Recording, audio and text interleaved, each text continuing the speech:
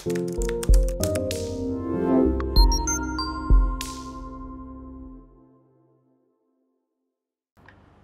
हम लोग lecture start करते हैं जिसका नाम है मैक्रो इकोनॉमिक्स इंट्रोडक्शन। ठीक है, इसमें हमें पढ़ना है व्हाट इज मैक्रो इकोनॉमिक्स। तो मैक्रो इकोनॉमिक्स बना है वर्ड मैक्रोस से। ठीक है, इसका ग्रीक वर्ड मतलब क्या होता है, मीनिंग क्या है इसका, लार्ज। मतलब हम लोग लार्ज या ओवरऑल इकोनॉमी की बात करेंगे तो हम लोग मैक्रो इकोनॉमिक्स में पढ़ेंगे।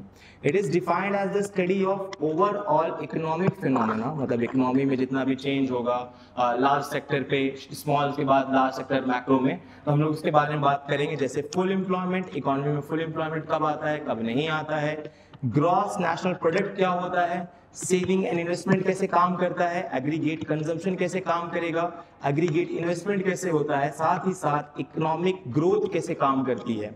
ठीक है, और एक मैक्रो इकोनॉमिक्स को एक नए नाम से जाना जाता है जिसका नाम है इनकम एंड एम्प्लॉयमेंट थ्योरी। ठीक है, theory of income and employment. तो अगर हम बात करें इसको समझने के लिए कि मैक्रो इकोनॉमिक्स काम कैसे करती है, तो हमें एक फ्लो चार्ट समझ लेना है। इनकम के साथ कंजम्पशन होता है और आती है सेविंग। अब इनकम जब आएगी तो कंजम्पशन होगा, कंजम्पशन होगा तो उसका सीधा मतलब क्या है, डिमांड होगा। डिमांड का अगर होगा मार्केट में तो सप्लाई पूरी करनी पड़ेगी। सप्लाई करने के लिए हमें क्या बढ़ाना पड़ेगा, अपना प्रोडक्शन बढ़ाना पड़ेगा। और प्रोडक्शन बढ़ाने के लिए हमें किसको बुलाना पड़ेगा, लेबर को। ठीक है, और लेबर आएगा तो लेबर के पास फिर आएगी इनकम। ठीक है, और लेबर को क्या मिलेगा, एम्प्लॉयमेंट। अब लेबर को एम्प्लॉयमेंट मिलेगा तो उसके पास क्या होगा, अनएम्प्लॉयमेंट घटेगा। ठीक है, अब अनएम्प्लॉयमेंट घटेगा तो मतलब पॉवर्टी भी घटेगी, हंगर इंडेक्स भी घट जाएगा, साथ ही साथ स्टैंडर्ड ऑफ लिविंग बढ़ेगा और क्वालिटी ऑफ लाइफ भी बढ़ जाएगी। और जब किसी इकोनॉमी में सेविंग बढ़ती है तो उसका सीधा मतलब होता है कि वहां पर इन्वेस्टमेंट भी इंक्रीज करेगा, क्योंकि हम लोग सेव किया पैसा ही इन्वेस्टमेंट करते हैं। कहती बात समझ में आ रही है। सेम इसका हम वाइस वर्सा भी कर सकते हैं। ठीक है, मतलब इसका उल्टा, अगर हम लोग ये कहें कि कंजम्पशन कम हो गया या हमारी मान लो इनकम कम हो गई, तो इनकम बहुत बड़ा मैटर है। इनकम बढ़ेगा तो सब कुछ बढ़ेगा, इनकम घटेगा तो कंजम्पशन घटेगा, डिमांड घटेगा, सप्लाई घटेगा, प्रोडक्शन घटेगा, लेबर को जॉब से निकाला जाएगा क्योंकि इतना है नहीं, इनकम भी घट जाएगी उसकी लेबर की, तो उसका इनकम ही नहीं है, अनएम्प्लॉयमेंट है तो अनएम्प्लॉयमेंट बढ़ेगा, पॉवर्टी घट जाएगी। ठीक है, तो ये एक बेसिक चीज है। फिर आते हैं मैक्रो इकोनॉमिक्स में कि एक्चुअली सारी चीजें काम कैसे कर रही हैं। तो मैक्रो इकोनॉमिक्स में आता है पहला क्या, theory of income and employment. तो अगर मैं आपको यही वाले में बताऊं तो यही मैंने बताया था कि अगर आपकी इनकम बढ़ रही, कहीं ना कहीं बढ़ रही है, तो ऑब्वियस सी बात है कि आपका एम्प्लॉयमेंट भी क्या हो रहा होगा, इंक्रीज कर रहा होगा। अगर मैं इसको एक और लिख दूं वाइस वर्सा में, तो आप इसको और प्रमोट करके देख सकते हैं कैसे। ठीक है, कैसे सर, ये देखिए कि अगर इनकम हमारी क्या हो जाए, घट जाए, तो हमारी जो कंजम्पशन होगी वो कट जाएगी क्योंकि हमारे पास पैसा नहीं है, तो सेविंग भी हमारा कम हो जाएगा क्योंकि हम ज़्यादा कंजम्पशन पे खर्चा करेंगे। कंजम्पशन नहीं होगा मार्केट में, डिमांड कम, डिमांड कम तो सप्लाई कम, सप्लाई कम होने की वजह से क्या कम हो जाएगा, प्रोडक्शन। और जब प्रोडक्शन कम होगा तो सबसे पहले किसको कम निकाला जाएगा, लेबर को निकाल दिया जाएगा। मतलब लेबर को क्या मिलेगा, उसके पास जॉब नहीं है तो उसकी इनकम कम, तो अनएम्प्लॉयमेंट क्या होगा, बढ़ जाएगा। अनएम्प्लॉयमेंट क्या होगा बेटा, बढ़ जाएगा। और एम्प्लॉयमेंट क्या हो जाएगा, घट जाएगा। जब लोगों के पास पैसा नहीं है तो उनके पॉवर्टी क्या होगी, बढ़ेगी, हंगर इंडेक्स भी बढ़ जाएगा, स्टैंडर्ड ऑफ लिविंग लोगों का घट जाएगा क्योंकि पैसा नहीं है, क्वालिटी ऑफ लाइफ भी क्या होगी, वो भी घट जाएगी। ठीक है, तो एक इनकम बढ़ना और एक इनकम घटना कितना बड़ा फैक्टर हो सकता है एम्प्लॉयमेंट के साथ। ठीक है, तो इनकम घटेगी, अनएम्प्लॉयमेंट बढ़ेगा, इनकम बढ़ेगी, एम्प्लॉयमेंट बढ़ेगा। क्या बात समझ में आ रही है यहाँ पे। अच्छा, तो ये हो गई पहला पार्ट जिसमें इनकम एंड एम्प्लॉयमेंट आता है। फिर आता है price level.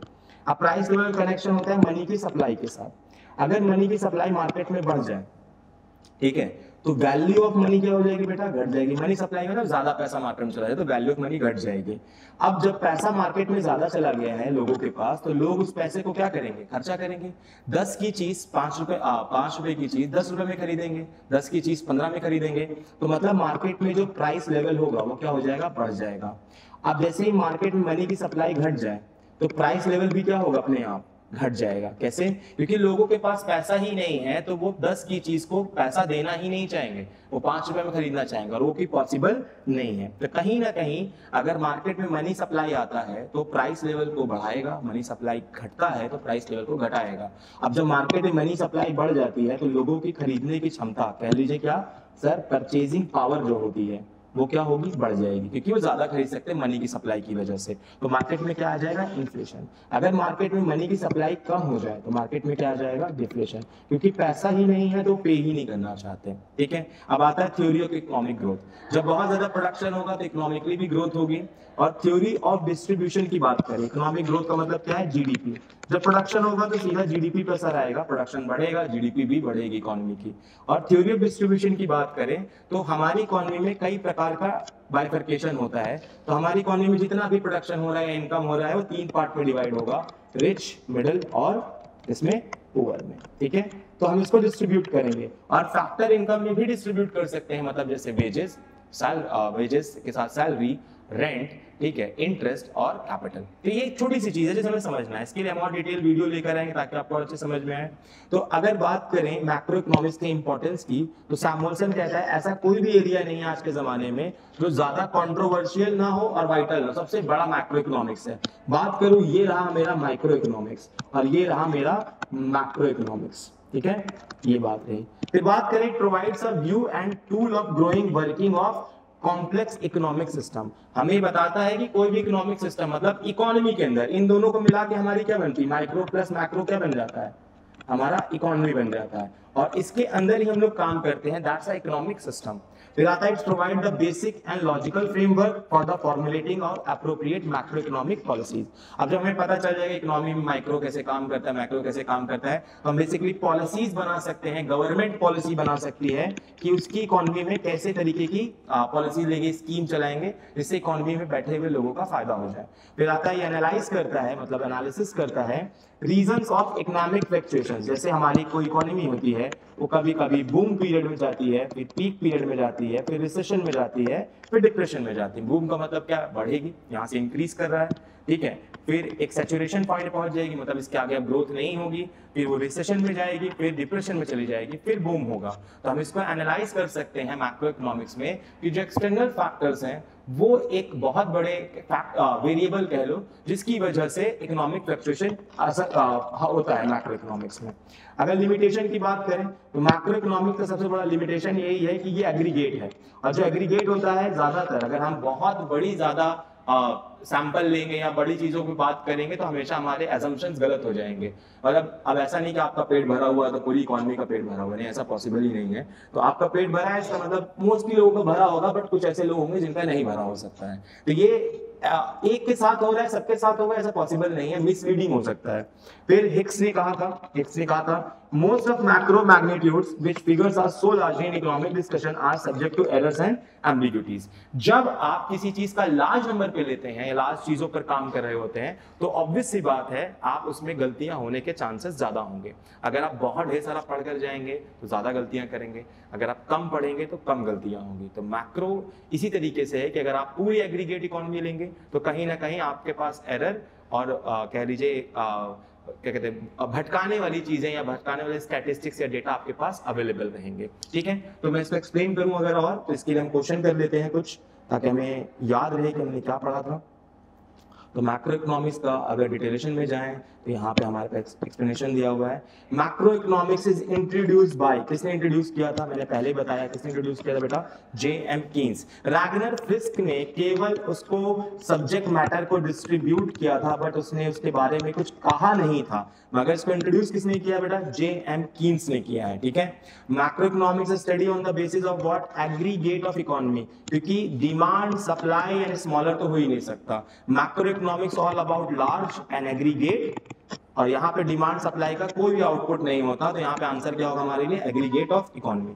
Macro economics is also known as what, ना ही ये पुअर साइंस में आता है क्योंकि बेसिक इकोनॉमी पुअर साइंस में है, डेसिमल साइंस भी नहीं हो सकती, और ये प्राइस थ्योरी भी नहीं है क्योंकि ये कौन सी थ्योरी है, also known as what, income and employment. याद आ रहा है, हम लोगों ने पढ़ा था प्राइस थ्योरी तो माइक्रो होती है। विच स्टेटमेंट इज ट्रू, ठीक है, यहाँ पे कौन सा ट्रू है, तो it provides, macro economic provide कराता है बेसिक और लॉजिकल फ्रेमवर्क किसी भी चीज को फॉर्मुलेट करने का। तो फॉर्मुलेट किस चीज के बारे में बात कर रहे हैं, पॉलिसीज, तो अगर हम लोग एग्रीगेट में अगर सारा डेटा ले रहे हैं किसी इकोनॉमी का, तो हम आसानी से फॉर्मुलेशन कर सकते हैं किसी भी चीज का, ठीक है।